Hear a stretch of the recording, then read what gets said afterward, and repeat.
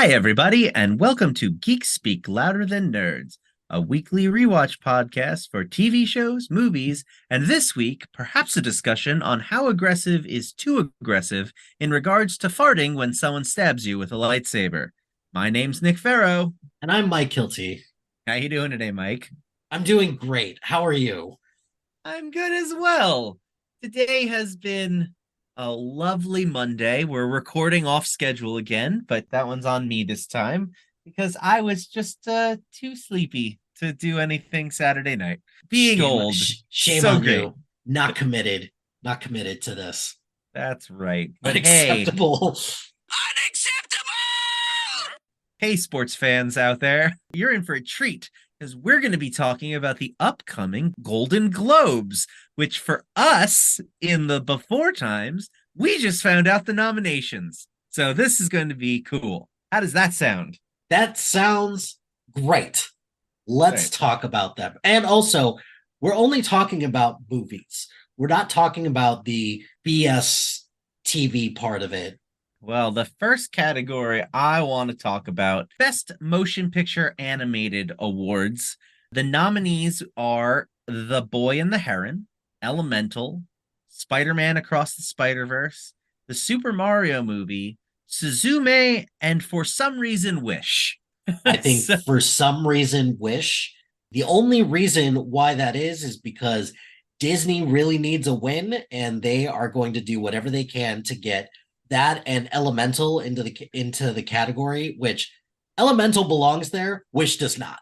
I only half agree with that. I definitely agree Wish does not.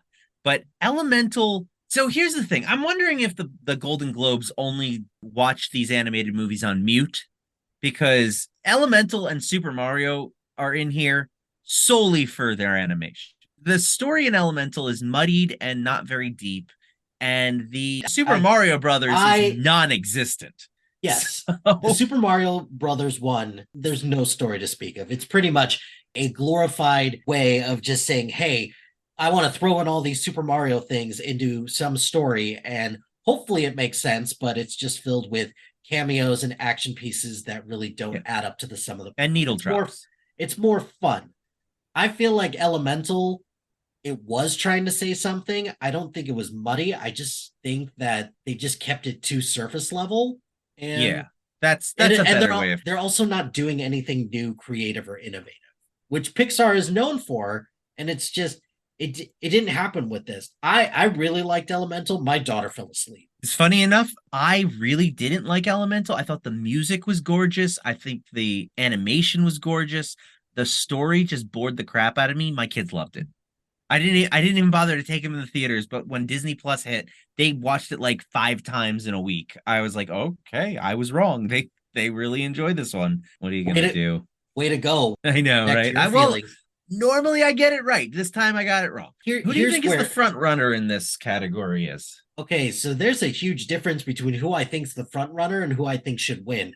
I think the front runner is probably Spider-Man. If these were the movies, and if I was somebody who was voting, I wouldn't vote for Spider-Man Across the Spider-Verse. I agree. I would not.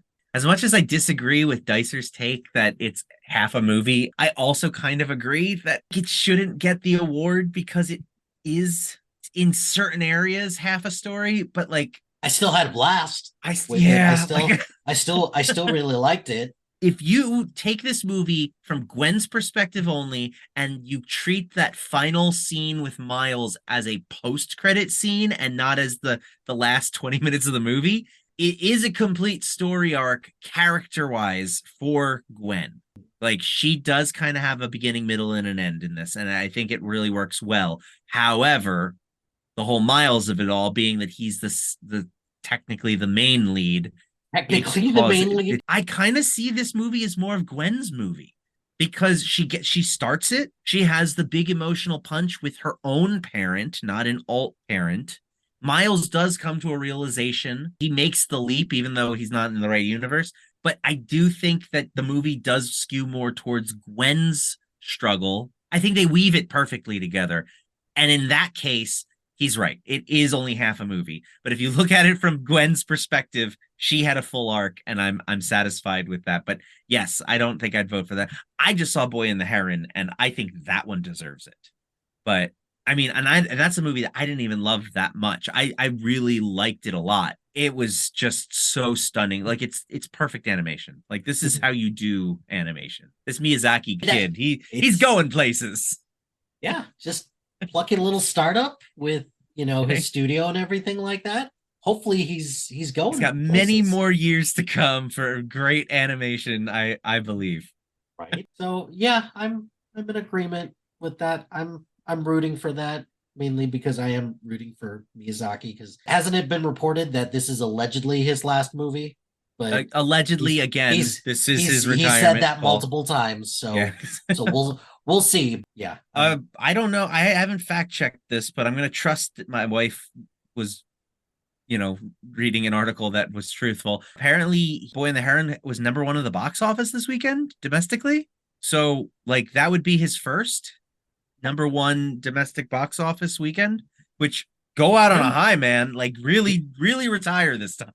Good for him. Because that's an excellent career swan song right there. Mm-hmm. Oh, also, I cannot believe Nimona didn't get a nomination for the freaking animated awards. It's probably because Disney paid an arm and a leg to get Wish on the that's probably it. On the docket. Well, which category do you want to talk about next? Let's tackle Best Original Song, because this one should be short, because for 6 nominations, there's only 4 movies. So Barbie, man, sweeping this category. What Was I Made For? Dance the Night, and I'm Just Ken. I'd like to apply for your job at Beach. And then we've got She Came to Me from Addicted to Romance, which I've never heard, but it's a Bruce Springsteen song, so that could be part of the reason. Oh, no, wait. She Came to Me is the name of the movie. That's why I never heard of. The song is Addicted to Romance from the movie She Came to Me by Bruce Springsteen. Then we've got Road to Freedom from the movie Rustin by Lenny Kravitz.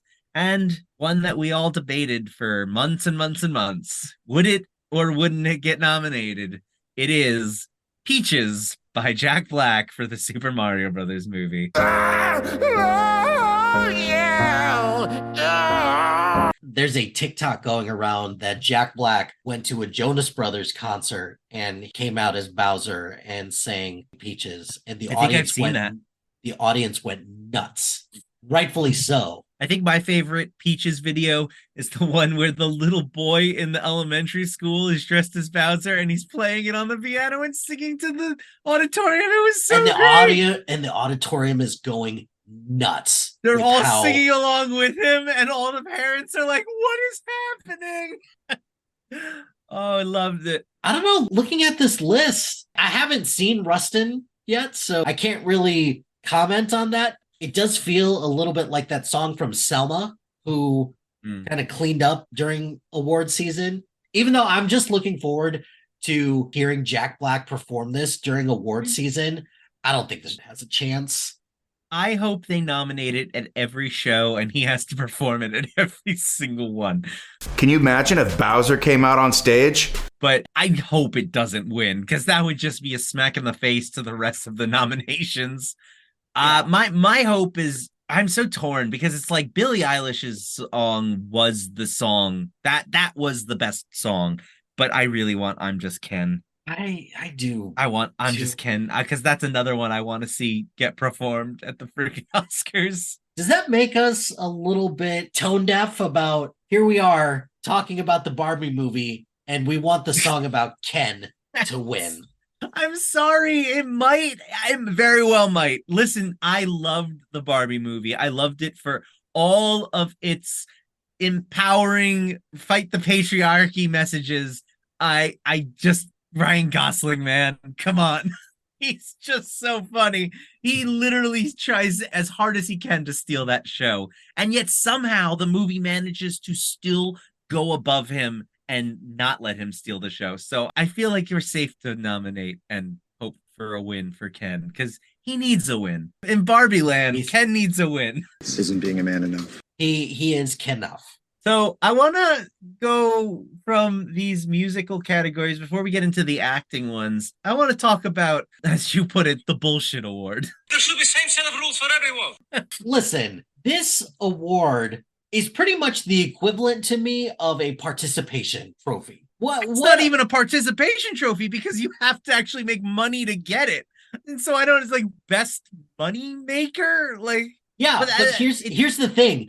When has the Academy or the Golden Globes ever cared if the movie has made enough money? The only time that we've actually cared about it is when the biggest star of the year has a chance to come to the award. I'm putting my conspiracy theory hat on. I think the Taylor Swift movie is a lock to win this award.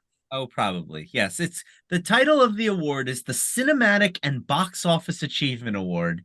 And the nominees were Barbie, Guardians of the Galaxy, John Wick, Mission Impossible, Oppenheimer, Spider-Man Across the Spider-Verse, Super Mario Brothers, and Taylor Swift The Eras Tour. And honestly, Mission Impossible feels like a pity nom because that movie financially was a disaster and was a box office bomb. Sure, it made the qualifying $150 million domestically that it needed to get the nomination, but there's no reason to put this on the list other than we want Tom Cruise to come to our awards, maybe. So many of us are having the same conversation, be like, what the hell is this? What are we doing? Well, Robert put it best. Our fellow Sif Pop writer, Robert, and editor, lovely human. He definitely called it. They just want the ratings boost of all of the Taylor Swift fans who tune in to see if she wins this award. Like, if I was the people programming this award show on Sunday night, I would be like, every single commercial break, and coming up next, will Taylor Swift win the award? Even if it's not the next award, just keep saying it so that they stay watching because, they might announce it this time. They might announce this. Because as soon as she does or doesn't win, they're all tuning out. Everyone's gone. Just ratings tank. That's what's going to happen. Alrighty, so we're going to go quickly through these acting categories because as everyone knows, the Golden Globe splits it between motion picture, comedy, and musical, and motion picture drama. And every year they like to pick one that doesn't actually count for the category, but what are we going to do? So first up, Best Supporting Actress Motion Picture, we have Emily Blunt for Oppenheimer, Danielle Brooks for The Color Purple, Jodie Foster for Nyad, Julianne Moore for May December, Rosamund Pike for Saltburn, and Divine Joy Randolph for The Holdovers. I have only seen The Holdovers, May December, and Oppenheimer in this group because some of these haven't even come out yet. My vote right up front is Divine Joy Randolph. She was outstanding in that movie. Just if you see one movie this holiday season, make it The Holdovers. It was fantastic. Although the holidays are over now, I guess, for everybody else. Yeah. Listening. Yeah. I mean, keep that Christmas spirit or holiday spirit going, right? So yeah. I would have to agree with that. Divine Joy Randolph definitely deserves it. So now we've got supporting actor Willem Dafoe for Poor Things, Robert De Niro, Killers of the Flower Moon, Robert Downey Jr., Oppenheimer, Ryan Gosling for Barbie, Charles Melton for May December, and Mark Ruffalo for Poor Things. This is a surprisingly stacked category. Right? I mean, two Poor Things, which I haven't seen that one yet. It's the top of my list to see as soon as it comes out. Back in July, I said, if anybody can catch Robert Downey Jr. at this point, like it's his to lose. But then I saw Barbie and I was like, well, if Ryan Gosling gets a nomination, which I didn't think he would, but then he did. And then I saw Killers of the Flower Moon and I'm like, well, now Robert De Niro has entered the race. Like it's, and if what I'm hearing from pre-buzz about Willem Dafoe and Mark Ruffalo, like I heard anybody's game. I heard they're great in that. So and Charles Melton in May December was phenomenal. My heart really wants Charles Melton to win. I liked him in that role so much that I think he definitely deserves it. I don't think he's going to win. I do think that this is between Robert Downey Jr. and Robert De Niro, and a small part of me thinks that it's just Robert Downey Jr.'s time.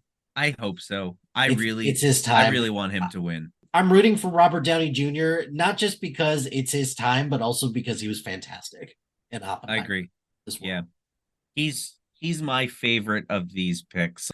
So now we're into comedy and musical. Nicolas Cage for The Dream Scenario, Timothée Chalamet for Wonka, Matt Damon for Air, Paul Giamatti for The Holdovers, Joaquin Phoenix for Beau is Afraid, and Jeffrey Wright for American Fiction. This is a weird category.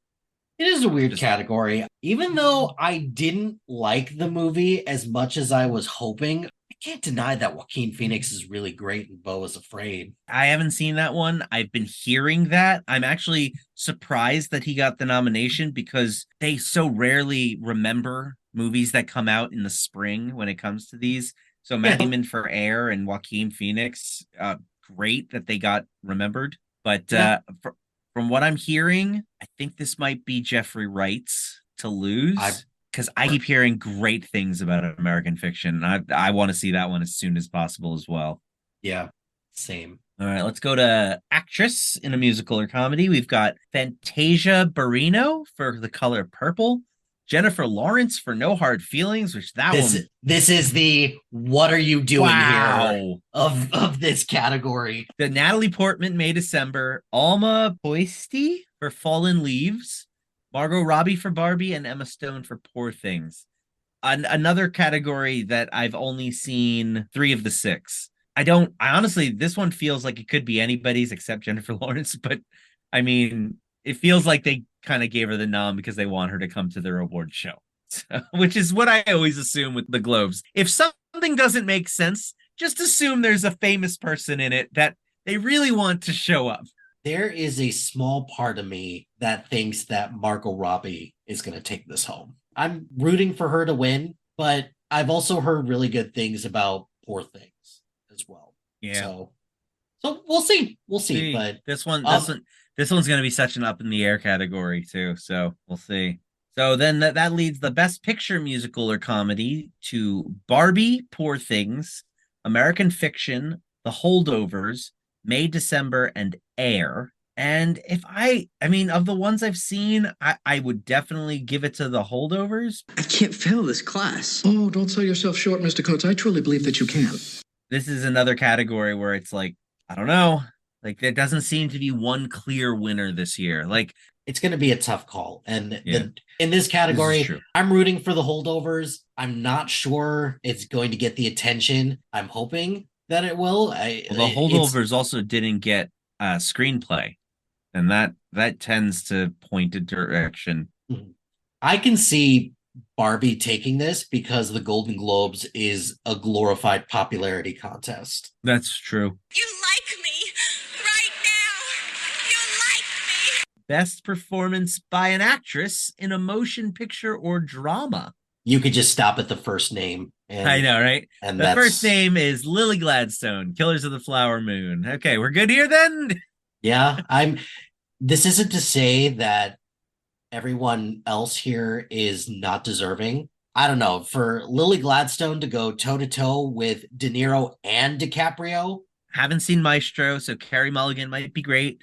Sandra Hüller in Anatomy of the Fall was fantastic. I've not seen Nyad, so Annette Bening could be great. And same with Kaylee Spaney. I hear she's fantastic in Priscilla, but honestly, my 2 favorite performances of the year before I even saw most movies were Lily Gladstone and Greta Lee from Killers in Past Lives. Like, those 2 are just top notch. So best performance by an actor in a motion picture. We've got Bradley Cooper for The Maestro, Cillian Murphy for Oppenheimer, DiCaprio for Killers, Coleman Domingo for Rustin, Andrew Scott for All of Us Strangers, and Barry Keoghan for Saltburn. This is also a category I have not seen a ton of. My pick would be Cillian Murphy. Me too. I think it's time that he gets a little more recognition than he's used to. Yeah, as being predominantly a supporting actor, you give the guy an opportunity and just knocks it out of the park. I'm rooting for him, and he's amazing in Oppenheimer. So I did hear that Coleman Domingo is delivering like a career best, but I heard that Rustin as a whole wasn't that great of a movie. It just is one of those movies with a great performance inside of it. Alrighty, and then we've got best Motion picture drama, Oppenheimer, Killers of the Flower Moon, Maestro, Past Lives, Zone of Interest, and Anatomy of a Fall. What do you think? I like Killers of the Flower Moon a lot more than you do. Yes. However, Oppenheimer is still my favorite movie of the year. So I'm going with Oppenheimer on this one. Yeah, it's my favorite of the year as well, minus Guardians of the Galaxy Volume 3. But I mean, that one's a vote with my heart, not with my brain. So it would be Oppenheimer. Although I have to say, I'm very excited that Past Lives has been getting a lot of attention. And for a movie that came out in June, rightfully deserved. Yeah, agreed. So even though that movie didn't really connect with me personally, I did really like it, and it stuck with me for a while. Like, it was one that I really enjoyed thinking about. It just didn't get me to that like over the top level, but like I wouldn't be upset if that one got all the accolade from here on to the end of award season, because it really was one that was fantastic and deserving.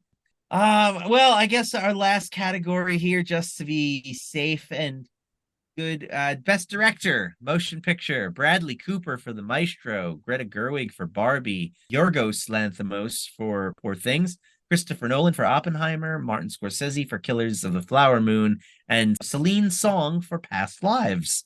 I really want Christopher Nolan to finally get an Oscar, but I don't know if he's gonna this year. It's a tough call. I'm actually rooting for Greta Gerwig I am on this too. one. So it's tough. And it's funny that the whole Barbenheimer thing has just continued, because I feel like those two are just going to be clashing pretty much all award season. Although my heart wants Greta Gerwig to win, I do think Christopher Nolan, that this is it. I feel like this is it for him. I think this is what should happen. I think Greta Gerwig should get the credit for the screenplay. Barbie's strength is its screenplay. I think Nolan should get the director, because this is his best movie. I do not think we're going to get another Oppenheimer out of him. It's been so long, and he has never been awarded this award, and I feel like he deserves it this time. If I could give it to both of them, I would. Hashtag patriarchy. I'm just kidding. Someone clearly didn't get the point of the Barbie movie. Christopher Nolan, when you win your Oscar, you can come over to my Mojo Dojo Casa house and we'll celebrate with horses. There we go. You can explain The Godfather to me. Oh, buddy. Good talk.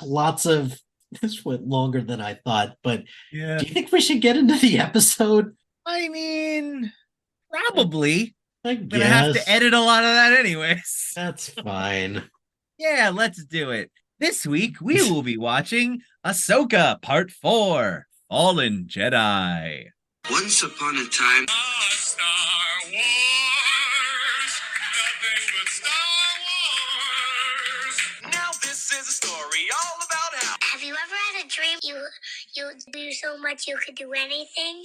So we open up on Sabine trying to make contact with Hera and Home One, but is unable to connect. Hu Yang says he will keep working as Sabine goes outside to find Ahsoka. The ship is grounded and their comms are down. Ahsoka suggests that they try and locate the enemy ground base. The bad guys have the map and the means to get where they want to go. Ahsoka is worried that they have a real Sophie's Choice in front of them. If they can't make the journey to find Ezra, then no one should. Sabine doesn't like that idea. They would be leaving Ezra stranded, possibly forever. Better that than allowing Thrawn's return as heir to the Empire. Sabine decides that there's no point in arguing. Finding the ground base is the best course of action, and Ahsoka is concerned whether she can count on Sabine or not as she heads back into the ship. As Hu Yang exits the ship to make repairs, the camera goes to a wide shot. From the forest, we can see an assassin droid watching from the relatively sparse tree coverage. And I just wonder, how do they not see the assassin droids? I don't know. I'm so confused. Plot armor, plot convenience. That's all this is, but that's okay. I got it. These assassin droids were clearly wearing a pair of jorts and were rubbing their hand in front of their face, and you couldn't see them. And his name is John C.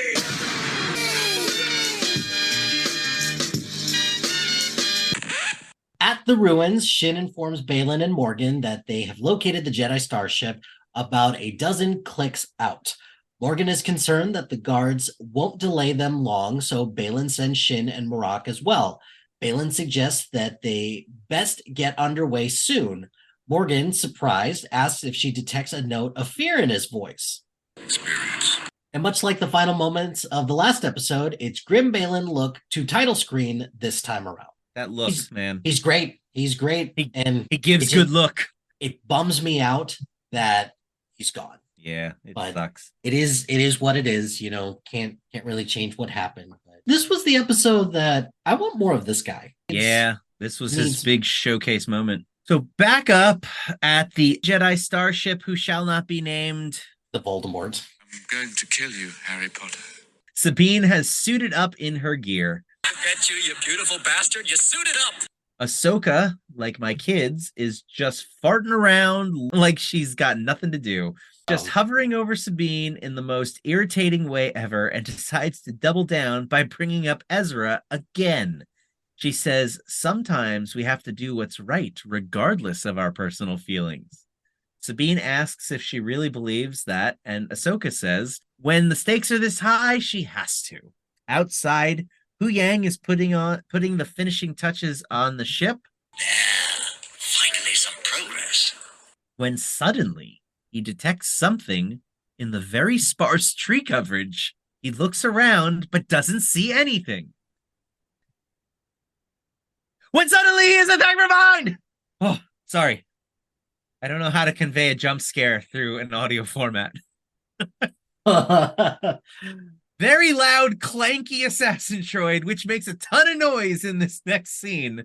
It's just the most quiet droid you will ever meet, and somehow sneaks up on Hu Yang. And as this guy attacks Hu Yang, and they start trading blows back and forth in a Star Wars version of Rock'em Sock'em Robots. But even with his extra appendages and the programming to train Jedi, he's still no match for an assassin droid. I'm sorry. I used to be much stronger. While struggling, the two droids manage to damage some of the ship, which causes the powers to fluctuate. Back inside the ship, Ahsoka and Sabine realize that something is wrong and run outside, weapons drawn. What was one assassin droid is actually several of the guards that Morgan was referring to earlier. At first, I thought it odd that Ahsoka couldn't detect the life forms through the Force, but then I remembered that Filoni only uses the Force as a plot device and not how it actually works. But then I thought maybe I'd give him some credit and that these guys were possibly in the same situation as Marak, but on rewatch, they didn't fart green smoke, so I'm reverting back to my first theory. Ahsoka slices through everyone like butter and uses the bad guys as human shields, you know, like a good guy would. I cherish peace with all my heart. I don't care how many men, women, and children I need to kill to get it. Once the two finish making quick work of the enemy, they get ready to head out. Hu Yang stops them and makes one simple request. Stay together. Don't tell me what to do. We transition to Home 1, where a nervous lieutenant is chasing after Hera as she heads towards the Ghost, a ship with a proper name, and pleads with her that she can't just leave. Don't ever tell me what I can't do, ever! Hera isn't about to sit still. She tells him to make up an excuse because she's leaving. As she's warming up the ship with her son, Jason, he asks why she can break the rules. Fair question. In an expert bit of parenting, she says the work version of because I'm mama. When you're a general, you can disobey orders too. As she flies the Ghost out of Home 1, a flight of X-Wings forms up on her. She opens a channel to the lead X-Wing and thanks a familiar face for tagging along. Carson from The Mandalorian, who was also working at the same outpost base as Zeb, for anyone who suffered through season 3 of Mando. So my question is, why no Zeb? It makes no sense that they would bring him in only to bench him in the show he's needed for. Yeah, I mentioned this in episode 1, maybe? I don't know. It's all blending together. I mentioned this previously. I don't understand why why they would use this character instead of the final Rebels character. Like, why introduce him in The Mandalorian to not use him here? It just felt like the perfect setup. Yeah. It's like when you make the perfect segue into a video game chat and your friend then takes the ball and punts it across the court. Callback. There we go. Well played. I don't know. That's a good question. But Carson tells her she's risking an awful lot with this stunt. Hera replies, once a rebel, always a rebel, which I feel like Hera should have looked directly at the camera, smiled, Right? and done a thumbs up, and then it should have faded to black. That should have been the end of the episode. And that's the end of the episode.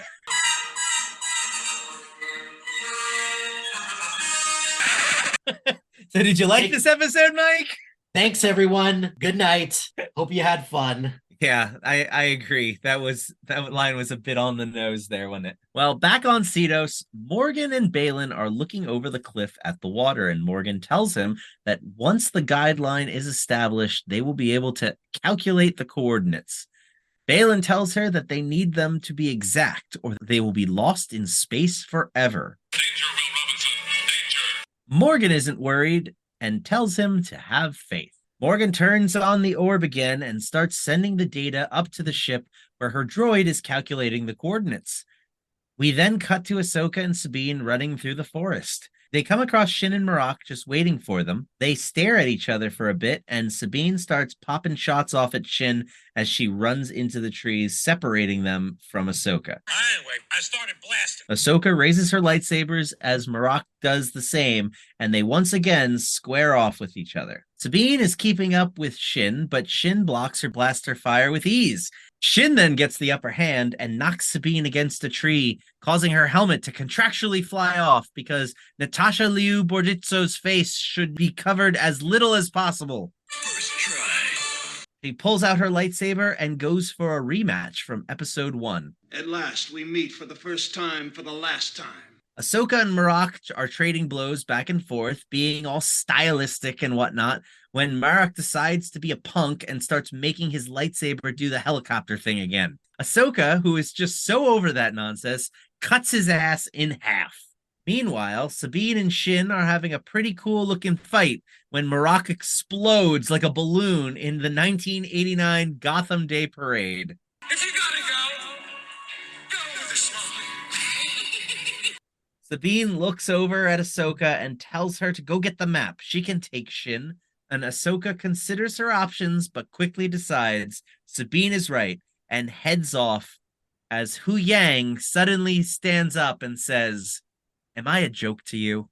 Back at the ruins, Balin sits waiting for the orb to finish transmitting the data. Everyone else is gone. Ahsoka walks up slowly, and he tells her that Anakin spoke highly of her. Interesting. He never mentioned you. He continues to tell her that everyone in the Order spoke highly of Anakin Skywalker, but few would live to see what he became. That was a little confusing. It's weird because Obi-Wan didn't even know that Anakin was Darth Vader. He knew. Okay. He didn't want to believe, but deep down, he knew. Deep down, okay. But yeah, I didn't think that was just a publicized thing. I didn't realize that Darth Vader wears a name tag that says, "Hi, my name is Anakin." Well, they have been really cagey about it, and that's why I have the same question. Why? So, like, who knows? So Balin clearly knows. Why does Balin know? Is this an interesting character development? Was Balin in some way an Inquisitor? Because the Inquisitors worked for Vader. I know that there is a book in the new Disney canon that does cover Princess Leia's issues with, I guess it does come out that she's the daughter of Darth Vader. And I think that once that's public knowledge, then it's pretty easy to figure out the lineage there. Although I guess she wasn't necessarily a Skywalker per se. I don't know. I didn't read that book. I heard it was all right, but it was new Disney canon, so I didn't bother. And also it takes place more close to The Force Awakens than it does to the current time period. I know in the original expanded universe, it eventually came out that Darth Vader was Anakin Skywalker, but like even then, it was years after and people didn't care anymore. Some of the bigwigs in like the New Republic knew because Luke was upfront about it, but it never really became an issue. So it's like, who knows? Who knows? Who doesn't know? Why do they know? There's a whole book that is Disney canon in which Thrawn is just trying to figure it out. By the end of the book, he does figure it out. They never actually say whether or not he does, but he kind of implies like, okay, you're Anakin Skywalker, because Thrawn had met Anakin in the Clone Wars, and so he kept testing Vader, and it was actually a really good book. I enjoyed that one. They go to Batuu, which is in Disney World. Oh, okay. Book's doing double duty. There you go. Building the Thrawn lore and selling those Disney World tickets. Thrawn lore, is that the technical term for that? Yeah, Thrawn lore. But Ahsoka didn't come here to talk about her past. She came here to steal orbs and chew bubblegum. And she's all out of bubblegum. Baylan says he's there to secure the future. Ahsoka asks why he thinks starting another war is the way to go about that. I'm not starting a war, but Thrawn will. He says it's an unfortunate evil, but one must destroy in order to create. Hey, you got your Loki in my Star Wars. I know. Now that they've both reached their minimum requirement of words needed to start a lightsaber fight, their blades are drawn and they begin. Ahsoka, feeling cocky, only takes out the one. It looks cooler when doing the samurai thing. You don't think that it looks cool if a samurai pulls out two swords? I really like the two-handed, arms extended, both of you samuraiing it up. Like, I think that looks cool. I mean, the two swords is cool too, but two swords is more ninja-y, and one sword is more samurai-y. Although I have to say, and I mentioned it in a previous episode, this is the episode where the samurai stylization of the lightsaber fights is starting to wear thin on me, because like, all right, we get it. Just if you're gonna do the lightsaber fight, just do it. Stop circling each other, for God's sake. Mm-hmm. They circle each other, staring for a bit, and the clash of their lightsabers woke me up in time to see them circle some more. I thought I was going to be saying this part. As they are fighting, we get little cuts back to the ship, showing the progress bar of the coordinates decoder. Baylan has a real Darth Vader style that puts a focus on power over finesse. It's a very fun way to see someone fight. We cut over to Sabine and Shin, who are still going at it. Shin knocks Sabine down, and Sabine tries to force push her to a nice fake out to the audience because we already know she can't. But Shin didn't watch the previously on, so she braces herself for the invisible face slap she thought was coming. When she realizes that there's nothing coming, she taunts Sabine. You have no power over me.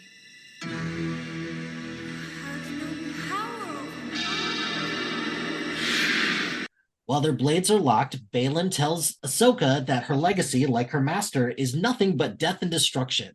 Ahsoka doesn't like this and knocks Baylan back enough that she's able to grab the orb and cut the signal to the ship. But the orb has been plugged in for a while, so it's running hot. It's hot on the bottom. It's hot on the bottom. It's hot on the bottom. We cut back to Sabine and Shin fighting, and although she doesn't have the Force, what she does have is gauntlet blasters. So she shoots Shin's saber out of her hand, and Sabine thinks she has her dead to rights, but Shin throws down a smoke bomb and takes off running. Shin gets to Baylan and Ahsoka is momentarily distracted by Sabine's absence. Jedi can sense when loved ones are killed. Sabine not being there should not have been a surprise, nor should it have caused Ahsoka to waver. It's little things like these that cause me to go insane when people say that Filoni is the best thing that Star Wars has ever seen. It's little details. If Sabine was dead, Ahsoka would have felt it in the Force. They're close enough. She should not have been concerned. Anyway, so Ahsoka may have forgotten how to sense things through the Force, but she didn't forget how to Force grab someone and throw them against a giant slab of rock, which she promptly does to Shin, knocking her out. Baylan, of course, doesn't get freaked out because he doesn't sense his Padawan's death in the Force. He knows that she's just unconscious, so it's fine. Baylan doesn't like this at all. and ferociously pummels Ahsoka's lightsaber, forcing her to the edge of the cliff. Just as they are pushing against each other, Sabine shows up and grabs the orb, telling Baylan to back off Ahsoka or she'll blast the orb. Baylan doesn't give an F and knocks Ahsoka off the cliff in one swift stroke of his blade. See, that's how you do it. If you're cornering somebody, right? You just no monologuing, no, you know what? I'm just gonna let you go. And you can be the one person that I let go. No, you just kick them off the ledge and just call it a day. This is Sparta. This whole fight with Sabine with Ahsoka and Baylan is awesome.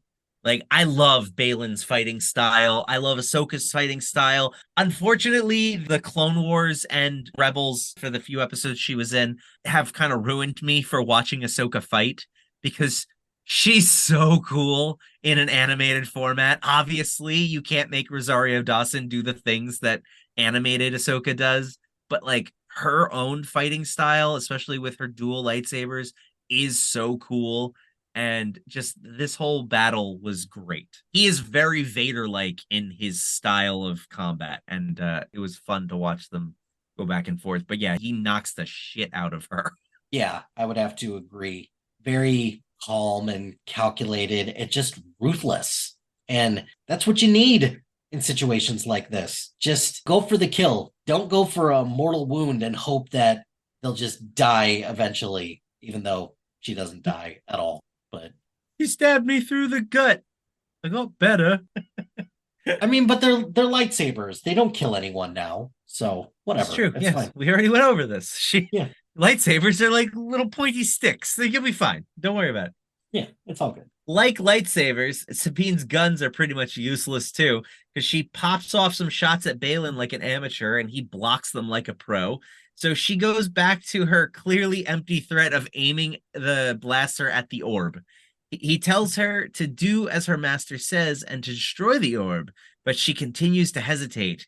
Baylan then continues to taunt her and says that he knows that she feels Ezra is the only family she has left, and that's what's holding her back. Her family died on Mandalore because her master didn't trust her. Baylan then pulls up a chair and sits on it backwards, turns his cap around and says, "Hey man, let's rap a minute. It's cool. We share a common goal. You want to go to the far-off galaxy?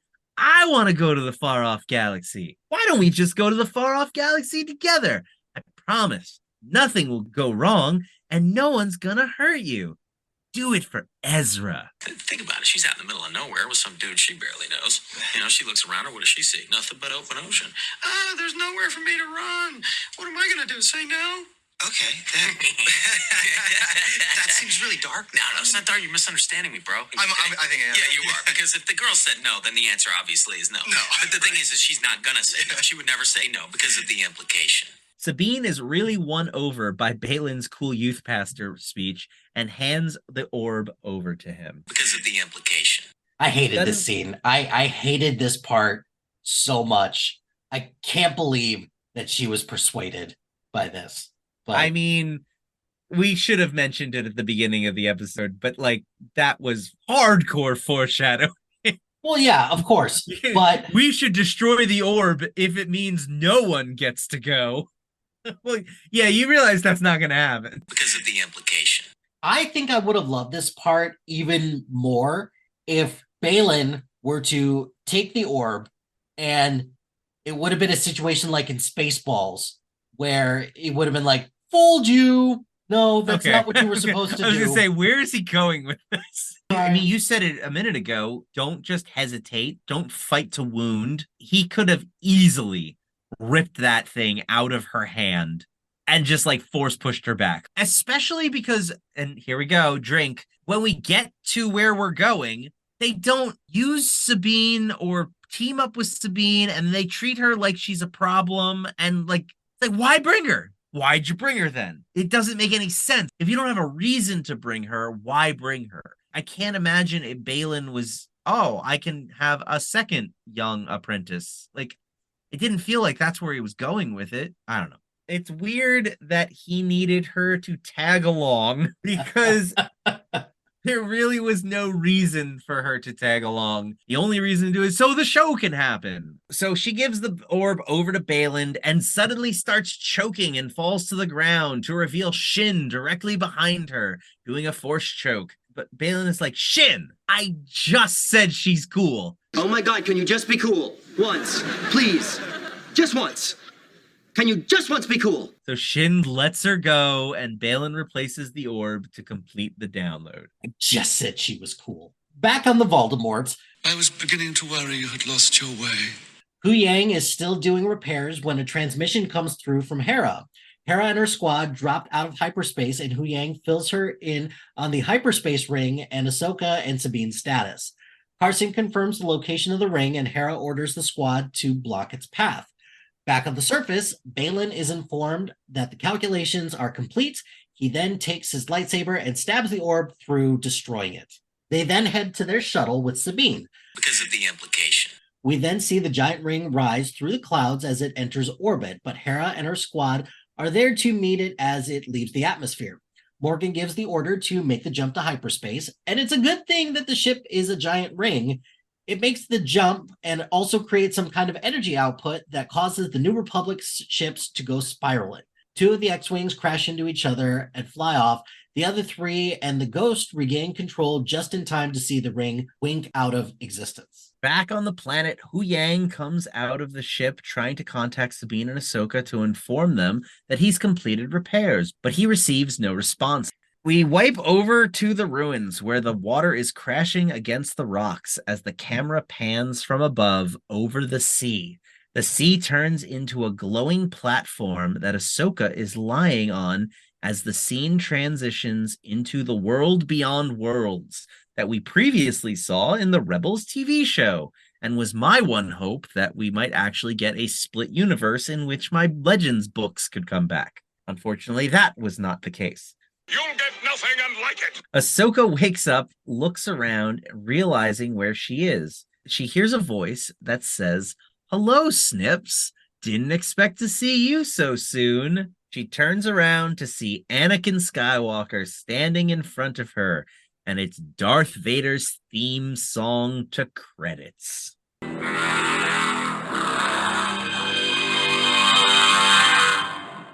Mike, you like this episode? That should have been part of last week's episode.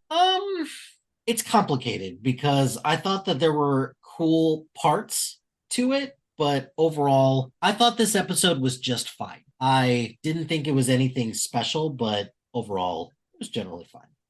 Let me pose a hypothetical for you. What if this week's episode and last week's episode were in fact one episode?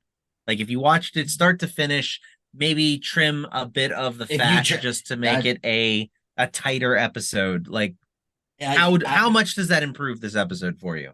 I was gonna say that I think if you combine them and trim it, I think it would have been all good. I agree. I'm in the exact same place. That seems to be, and I don't want to beat a dead horse. We keep saying it, but it's a Disney Plus problem, and it's really ruining these shows in a way. It's not ruining them, but it is causing them to be less rewatchable. Like it's making me not want to go back and revisit any of them because it's like I don't care. Like you obviously are wasting my time by stretching it out and not providing me with the substance to fill the time. There are some shows where I wish we could have, like Strange New World's a great example. There are only 10 episodes. Every episode is used perfectly. I want more, like 20 episodes of Strange New Worlds, please. But here with these Disney Plus shows, I'm sitting here and I'm going, that could have been 5 episodes. Why did it need to be 8? Mm-hmm. That could have been 3 episodes. Why did it need to be 4? Like it's weird and annoying, but I think that the dialogue is once again atrocious in this episode, and the scene between Baylan and Ahsoka was no better than the scene between Ahsoka and Sabine. But at the very least, the charisma of Baylan's skull and Ray Stevenson's performance at least helped in that situation. Plus, when a bad guy and a good guy kind of talk slowly at each other, you kind of feel like it's because they're trying to measure each other up Whereas when Sabine and Ahsoka do it, it's like, guys, you've known each other for years. Stop being babies. My only real negative in terms of Anakin Skywalker showing up was the CGI de-aging that they did in this one scene looked really wonky. And I don't know if it was just the glow effect that was doing it. I think it was the glow effect. I don't know. I think you could have gotten away with just making him in his old age and it would have looked just fine. Yeah. Because in Obi-Wan, the one scene that, Anakin was in was like, oh, you're a Padawan in this. Okay, yeah, okay, I will believe it. I'll believe this. That's fine. But he looks like he's 40. A lot of things have made me wonder about you. Your taste in music, the fact that you look like a 40-year-old man. You know what? I didn't care because the scene was cool. And I agree. Yeah, overall, it's a great third act to a second and a half act and third act to the first two that were started in the previous episode. So yeah, I agree. It wasn't the worst, but it wasn't the best. So it was acceptable.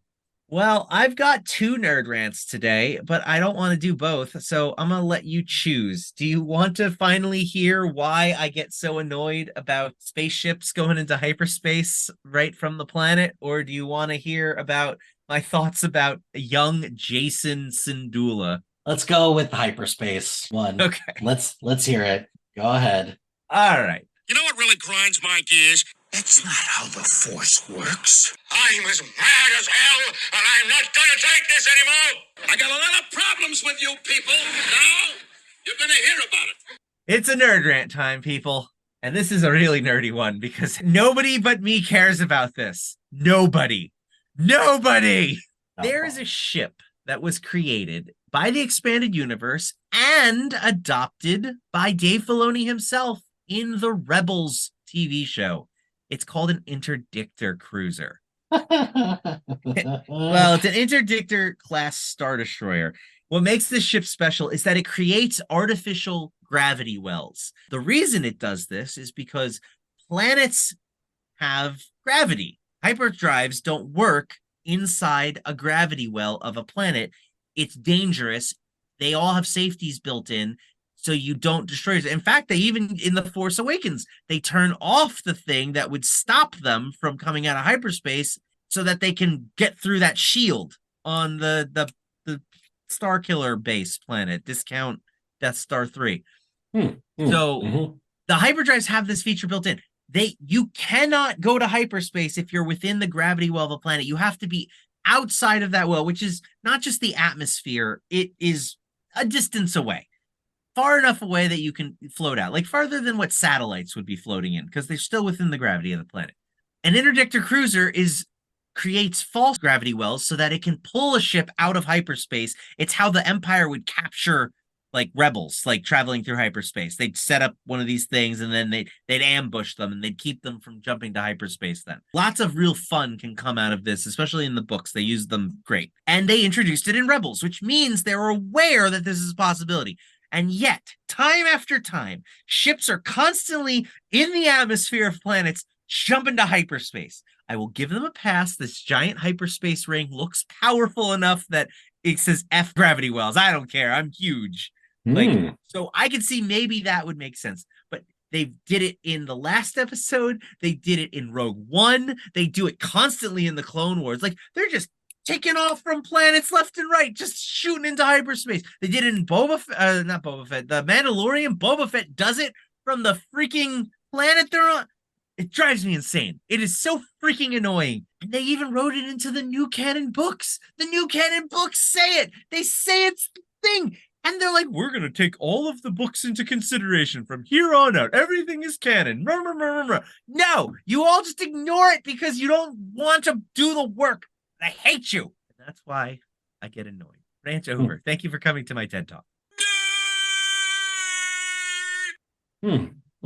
Okay. If you say so. Anyway, I think perhaps maybe it's time to talk about lighter fare in our official canon. You know, my Pep always said, if you want to do something right, you make a list. He's making a list. I'll put it on the list. It's quite an impressive list. Thank you. He's quite clever, you know, for a human being. In this segment, Mike and I will share our lists of the Star Wars cinematic universe, old and new canon alike. I will do my best not to upset everyone with my hot takes, and at the end of these 8 weeks, we will once again do a combined ranking. However, this time we will employ a Trump rule, which we have decided to dub the Sheev rule. If one of us has it higher on the list, I gotta remember that you're gonna do that. If one of us has it higher on the list, we will wait to talk about it when it's at its highest spot. An additional note, we will not be including Ahsoka in the initial list. We will wait to add it at the end. Also, we will not be including the 2 Ewok Adventure movies because we didn't feel it was right to include since we both haven't seen them in 3 decades. This week, we'll be discussing 12 through 10. So, Nick, what is your number 12? My number 12 is Tales of the Jedi. Slight Sheev. What is your number 12? My number 12 is Last Jedi. Okay, so we can talk about it. Yeah. All right. Yeah, hey. yeah. Hey, look at that. You had it at 12. I had it at 15. Go for it. You start us off. The continuity in all 3 of these movies is an absolute mess. And yes.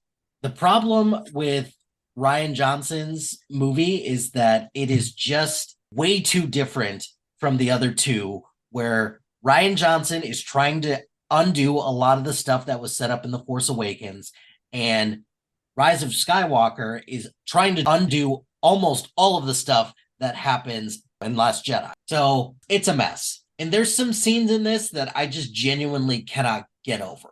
Like, I thought the part with Leia in space was interesting, but it also looked ridiculous. They could have done a better job at the look, but like, I was so blown away by how many people really hung on to that, because I'm like, oh, they're going to do the thing like they did in The Force Unleashed where Starkiller uses the Force to float back in. See, but that's the thing. I hadn't played Force Unleashed. So I was like, okay, I don't know what is going on.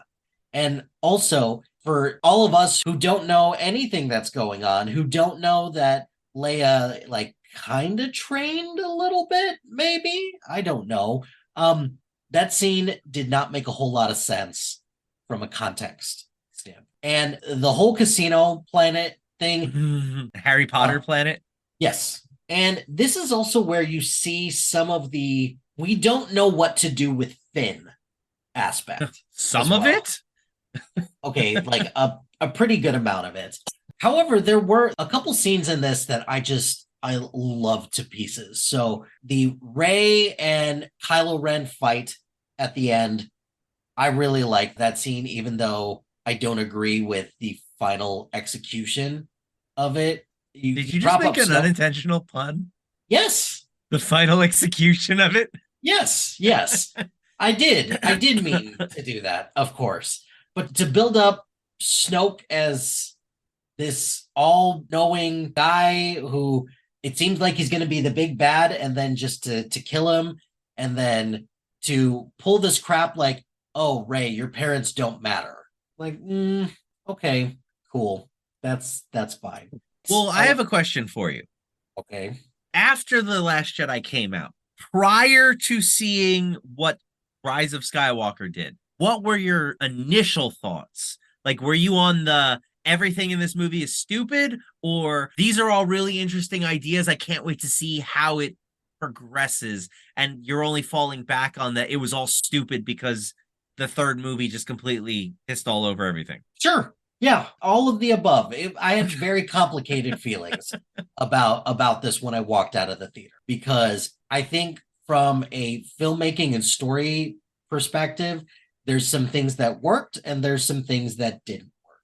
And upon watching Rise of Skywalker, Last Jedi kind of rises up in my estimation, because Last Jedi, there's no continuity, and it's J.J. Abrams is just trying so hard to undo everything that Rian Johnson did. And I feel like the Palpatine thing was just something to be like, oh, you can't forget about all this old stuff. So let's put that in and make sure that you all remember that this is a thing. I feel like Rian Johnson was trying to make a movie, J.J. Abrams was trying to make a piece of content. The Force Awakens and Rise of Skywalker were Easter egg heavy, remember berries. They were the member berry movies. That's what they were. Like, they wanted to play on your nostalgia. They wanted to give the fans what they wanted. They were movies made by committee. I feel like The Last Jedi was, I feel like it was the one movie that they were like, okay, make us a movie. We got our billions of dollars from the first one. We're good financially. You make the movie you want to make, which I think was a good idea, but also a bad idea, because it's like he should have been the one in charge from the start, not halfway through, and then they get cold feet and they take it away from him. Yes, I can understand. I definitely agree with you. Without context, going into the 8th Star Wars movie in the franchise, to see some of the things that you see feels weird, doesn't fit right. I actually really loved a lot of what Rian Johnson did with the Force. I got the impression that Rian Johnson read the books, or at least read some books, and had an idea of what the Force could do and decided to be creative with it and say, hey, well, this is something they can do. Like, for example, the Luke thing at the end where he's projecting himself with the Force. That's in the EU. Luke does that. He does it with a ship. He makes the enemies think that they're chasing the ship, and he creates an illusion, a Force illusion around the ship, and then he tells Han to stop. And he stops the ship, but he keeps his illusion going, so the ship that's chasing them keeps going and chases after the illusion and passes right by them, and then they're able to get away. Like, it takes a lot of energy, it takes a lot of focus. Luke was exhausted afterwards. So, like, the fact that he was able to do that in this movie, like, I'm like, yes, finally, somebody understands how the Force works. and then you saw everything that happened. Like, I really like the ideas here. I absolutely hated the space fuel race across the, like, obviously no one ever saw what micro jumps are. Like, see, what you do is you take a little, you take a couple ships and you just go a little bit of a ways, like jump away and jump back. Like, you're right there on top of them. You're no longer slowly chasing them across space in the world's stupidest race. Like, it was so weird, like, why that was part of the movie. Also, plenty of time to send Finn and Rose off on their side quest. They could go hyperspace out for reasons. The character of Rose drives me absolutely crazy. And I want to be clear here now. I absolutely think it's appalling, the treatment that the actress received. That was disgusting. That being said, the character was stupid, and they should not have been incorporated into the movie or used the way that she was used. I think it was I think stupid is a strong word. I think there's just some poor decisions made. Yeah, well, I mean, dumb decisions were made. Like, she was mishandled at every turn. Like, well, and then she was Finn's sidekick for half the movie, and that was dumb. Like, but then also for her to do nothing in Rise of Skywalker was a slap in the face from the Disney side of things, because they reacted to the internet. She should have had a bigger part in Rise of Skywalker. Give the people who pretend to like Star Wars but really are just a bunch of toxic assholes the biggest middle finger ever. But instead, they kowtowed to them and they said, okay, we'll remove the character you don't like because she's a girl. Like, it's so stupid. I hate them. Every decision that Disney has made with this franchise has been a bad one. Like, it just drives me nuts. Anyways, The Last Jedi. I honestly thought that Finn should have made a sacrificial play at the end of Last Jedi. They already wasted the character. That would have actually made a good move for the character. His plan to sacrifice himself would have been interesting. It would have been an interesting sacrifice because, again, it would have been something we wouldn't have expected from this franchise. But they go back on that, which was weird. Those big old AT-ATs were pretty cool. Like the red salt planet was pretty cool. That was cool. What'd you think of Mark Hamill? I liked some of what he was doing. I feel like that's par for the course. I mean, the drinking weird green boob juice from a weird boob lizard who Listen, looks at the camera and is like, "You seeing this?" Don't knock it until you try it. You're right. I really have not suckled the nipple of a giant sea beast to receive his juices. It's so weird. Like I am of the camp where I don't think that people's reaction to the hashtag not my Luke Skywalker, what they were saying was that 25 years had passed since Return of the Jedi. A lot can happen to a person in 25 years. No, it can't. No, it can't. The internet's right. The internet's right. A lot can happen to change a person's demeanor and to maybe make someone slip. You don't know. I personally like to say that Luke Skywalker never met Mara Jade, and therefore he never fell in love. He never got to experience family. He never got to experience joy. Everything has just been a shit show. They live in the darkest timeline, and therefore he had a moment of weakness in which he almost killed his nephew. The dark side slipped in. I'm not saying that I think it should have happened. I'm just saying we don't know what happened to Luke in his life that could have caused him to get to that point, because they refuse to give us any backstory unless they tell me that Luke didn't experience like a horrific tragedy which would really mess him up completely. If you can't tell me that didn't happen, then I don't know that it didn't, and therefore his reaction could have been justified. Do I like that for Luke Skywalker? Absolutely not. I think the expanded universe version of Luke is way better. He was awesome, and he was everything. And that's another thing that annoys me. Hey, all you people that pretend to like Star Wars, if you like the good Star Wars, then go read the books, because they didn't do any of the things you hated in these movies. I'm getting off topic. It's the antidote. Yeah, no, I didn't like what they did with Luke. I thought it was, again, interesting. And it might have actually gone somewhere had they continued this thought process, but they didn't. And so therefore it's ultimately worthless and useless and dumb. It was a cool little fight at the end with Kylo. I did like that one. That was fun. Overall, the movie was dumb, but it had some good ideas in it. I liked where Rian Johnson was going. I think if Rian Johnson had somebody who actually, kept up, I think together they would make a pretty awesome Star Wars movie. Yeah, but that's not what happened. So yeah.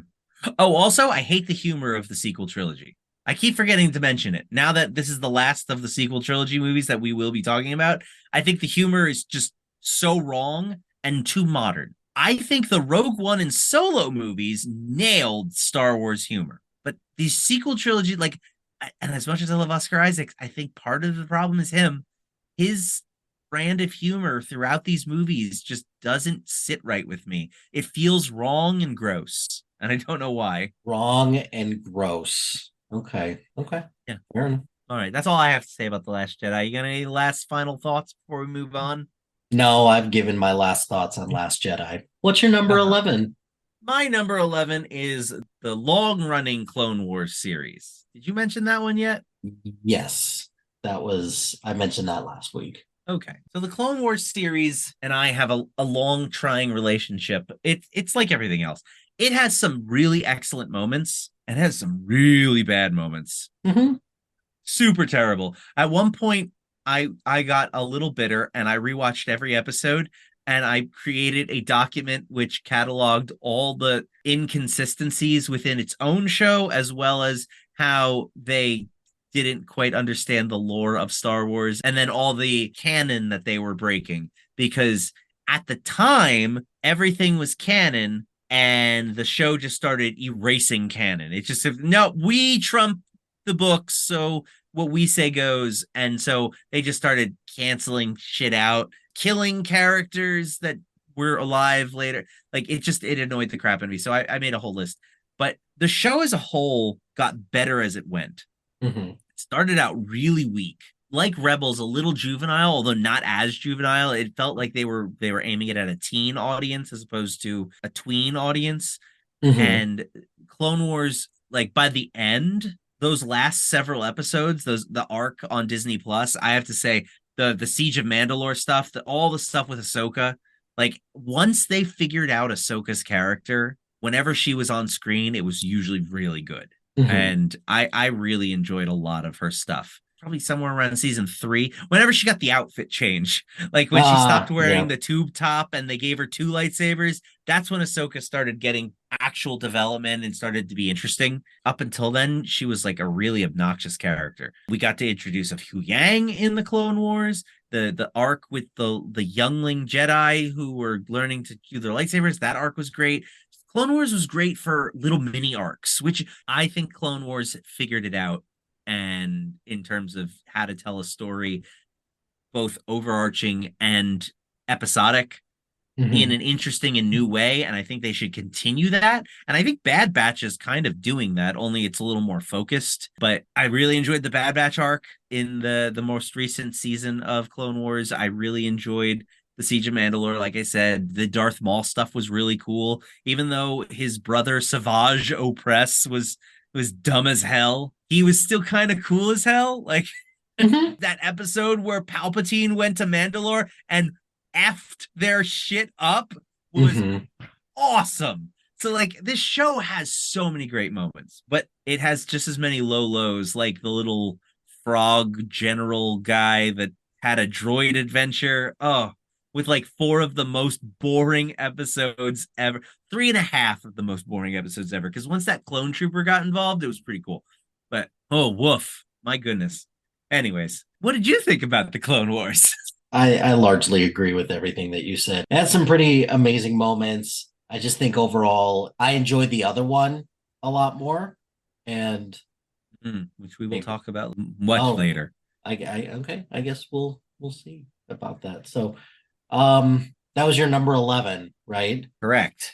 My number 11 is Visions. Okay. That was the one I mentioned as my number 13. Go for it. What do you like about the Visions? I just think that seeing these different approaches in terms of animation style and what non-American and Hollywood studios are doing, I really like that. And look, I'm not much of an anime guy at all, but I can't deny that some of these are just outstanding. The second season, I think overall has better episodes, but there's still like a couple from that first season that I was like, oh, this is really cool. I'm really looking forward to more of this. But these are some really cool, really innovative stories to tell, and allowing creators to do their vision of it and not just be so beholden to what's already been done. I love that. And I want to continue to see more of that.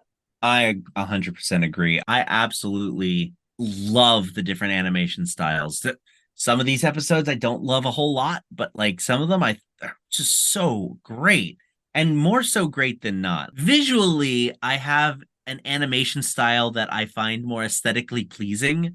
And so when they get more gritty and asymmetrical, I'm not as much of a fan, but like that doesn't necessarily rule things out. Like my favorite 2 are Sith and the Duel. Those are both so different. And if I recall correctly, I think Sith was mostly with like watercolors, and the Duel was like all black and white, like scribbles and scratches and almost like a comic page. It's those that I really find to be fun. Like when you can do something really creative and great with them, I really love.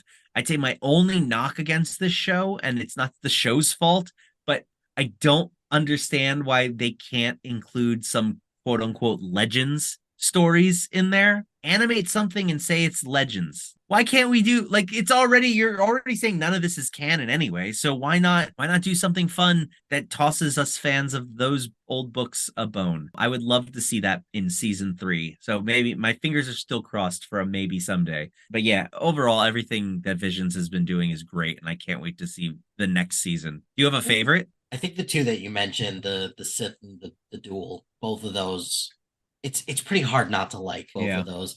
I do like the Duel ever so slightly a little bit more, but it sucks because aren't both of those like the first episodes of both of their respective seasons? Yeah, I think they were actually. Oh, way to, start off on a high note and then leading strong. I liked that one. I also really liked the Spy Dancer one. That one was fun. And the Owl song, the one with the little girl and like the mountain, that I thought that one was fun. I love that one because of the animation. And then I really like that ninth Jedi one where they're like Mhm. building their lightsabers and like that was a cool episode. The more outlandish they become, the more fun. I really enjoy them. So that was your 11. What is your 10? My 10?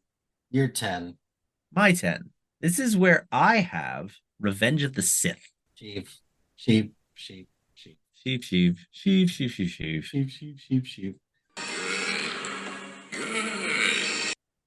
My number 10 is the shorter Clone Wars. That's going to be a hardcore sheave. We're not even going to talk about that next week. Yeah, I'm not talking about Revenge of the Sith next week either. Okay. So I didn't think so. I know I have Revenge of the Sith a lot lower than a lot of people do. Okay, so that's okay. You don't like deep emotional moments. I get that. It's fine. Deep emotional. So that's it. That's you, it. Yeah, you did your 10. I did my 10. That's it. We did it. Yeah, we did it. Woo! Woo! What do we got coming up next week, Mike? Our next episode will be Star Wars Ahsoka Part 5, Shadow Warriors. Ahsoka confronts her past while Hera and her allies undertake a rescue mission. Until next time, please like, subscribe. Be sure to set your assassin droids to silent before going on a mission and share the podcast with someone who might enjoy it. Rate us 5 stars on your listening app of choice. And also you could find us on social media. I am at MLHilty2452 on Instagram, Threads, Blue Skies, and Serialized. And you can find me on Blue Sky, Letterboxd, and Twitter at Jagged2319. You can also contact the show at geekspeaklouder@gmail.com or on Blue Sky by searching Geeks Speak Louder Than Nerds. You can also join our Facebook group and follow us on Twitter at Geeks Speak Loud. Until next time, I'm Nick Farrow. And I'm Mike Hilty. Thank you for tuning in to Geek Speak Louder Than Nerds. Catchphrase. Bye, everybody.